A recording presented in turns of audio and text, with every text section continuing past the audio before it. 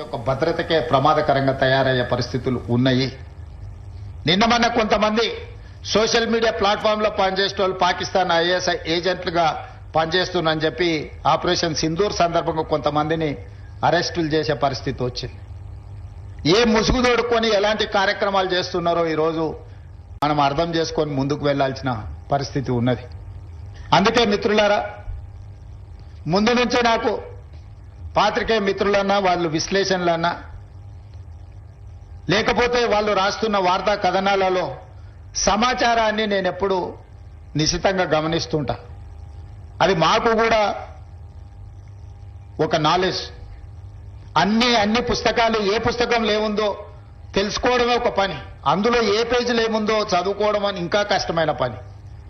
కానీ సీనియర్ జర్నలిస్టులు, సిన్సియర్ జర్నలిస్టుల విశ్లేషణ చేసి క్రోడీకరించి ఒక దగ్గరికి తీసుకొచ్చి ఒక ఆర్టికల్ రాస్తే అది మనకు పెద్ద ఎత్తున ప్రభుత్వ పరిపాలనలో ఉపయోగపడుతుంది. సామాజిక స్థితిగతులను లేవనెత్తడమే కాదు, ప్రభుత్వం తీసుకొస్తున్న సంక్షేమ పథకాల అమలులో జరుగుతున్న నిర్లక్ష్యం కావచ్చు, లేకపోతే జరుగుతున్న తప్పిదాలు కావచ్చు, విశ్లేషించి రాసినప్పుడు వాటిని నియంత్రిస్తే మన గౌరవమే పెరుగుతుంది, పరిపాలన మీద పట్టు మనకు వస్తుంది. పరిపాలన మీద పట్టు సాధించాలంటే విశ్లేషణాత్మకమైన ఆర్టికల్స్ను కానీ సమస్యల్ని లేవనైతే పత్రికలను చదివితే మనల్ని మనం సరిదిద్దుకోవడానికి ఉపయోగపడుతుందని నేను బలంగా నమ్ముతాను. అందుకే ప్రజల్ని ఈ మధ్య గతంలో నిర్బంధాలు ఉండేవి.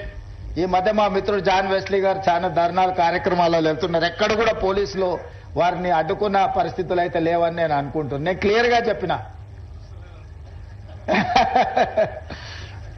అన్ని గమనిస్తూనే ఉన్నాను. నేనేం అందుకే చెప్తున్నా, వారు ఒకవేళ అట్లా అనుకుంటారేమో అని అందుకే చాలా క్లారిటీగా చెప్తున్నా. నేను కింది కూడా అధికారులకు ఆదేశాలు ఇచ్చిన, మా ఆలోచనను బట్టే అధికారులు పనిచేస్తారు. అధికారులకు పెద్దగా ప్రచారం నా చేతుల్లో లేదు. మీరు చేసే కార్యక్రమాలకు వెసులుబాటు కల్పించడం ముఖ్యమంత్రిగా నా చేతిలో ఉంది. కానీ ప్రచారం అనేది ఇక మిగతా పెట్టుబడులతో కూడుకున్న వ్యాపార సంస్థలు వ్యాపార ప్రయోజనాలను దృష్టిలో పెట్టుకుని వాళ్ళు ప్రచారం కల్పిస్తున్నారు. కాకపోతే నా వరకు నేను కమ్యూనిస్టు సోదరులను ఉప్పుతో పోలుస్తా. ఏ వంట ఏ మసాలాలు ఎన్ని పెట్టి వండినా ఉప్పు వేయకపోతే దానికి రుచి ఉండదు. మసాలాలు ఎంత గొప్పగైనా కలపొచ్చు.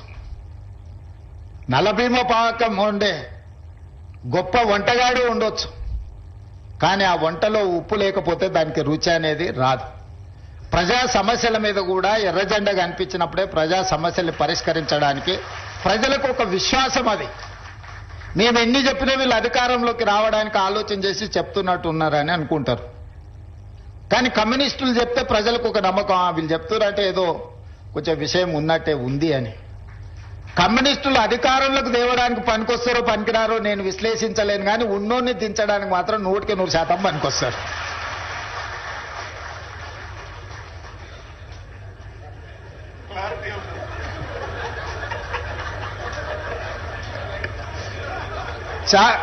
వేదిక మీద ఉన్న నాయకులకు నేను చెప్పిన విశ్లేషణ నచ్చకపోవచ్చు, కానీ నా భావాన్ని కూడా ఇక్కడైనా చెప్పకపోతే